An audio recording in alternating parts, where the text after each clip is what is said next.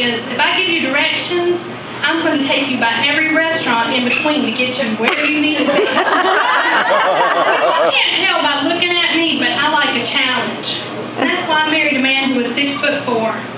I met him on a blind date, and I said, what the hell has she done to me? I looked at his elbows for 2 weeks. We kept on going out, and apparently it was getting close to where we were going to have a physical kind of relationship. And my friend was so concerned. She's like, DeAnna, how are we going to have sex with this man?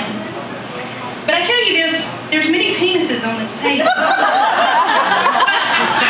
Quite distracting. I told her, I said, things just kind of match up, I think. And she said, we need to practice. You need to do something. What about we watch porn?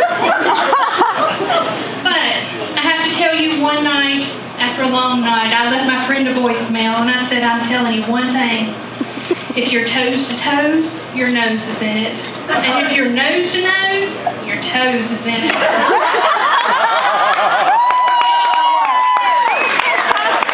Now, another thing, I don't like to talk much about what my man can and cannot do, but we will never, ever have sex in the shower. I call my husband Bigfoot because a few people have seen him. He's like a mystery, though. Most people think he's really a myth. I really do have a husband. And bless his heart, he has been so supportive. I have been going through a midlife crisis by my own choosing. And several of my friends have embraced it. They have been running marathons and exercising. I thought I'd become an alcoholic.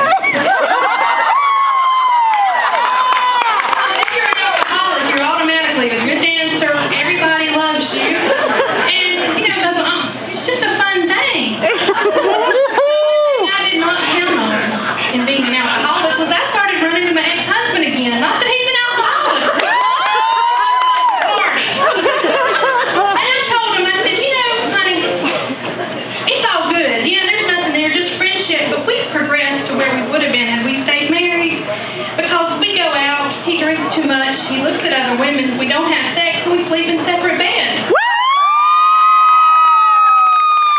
Some people have been married for 20 years and don't even have sex. Now I'm going to tell you one more thing.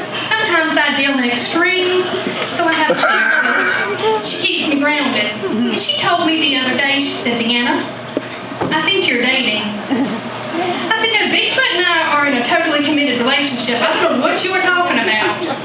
So that night I was having dinner with a friend. We had some drinks. We laughed. Well, he's a man. I thought, shit, I'm on a date. So I had what the Baptists would call a moment of conviction. I went home and I said, Bigfoot, I have to tell you, I went on a date. Of all the things he could have said, who, what, when, where, why? He looked at me and said, did you get lucky? So in my extreme little mind, what I heard was, as long as you don't have an orgasm, you can do whatever the hell you want to do.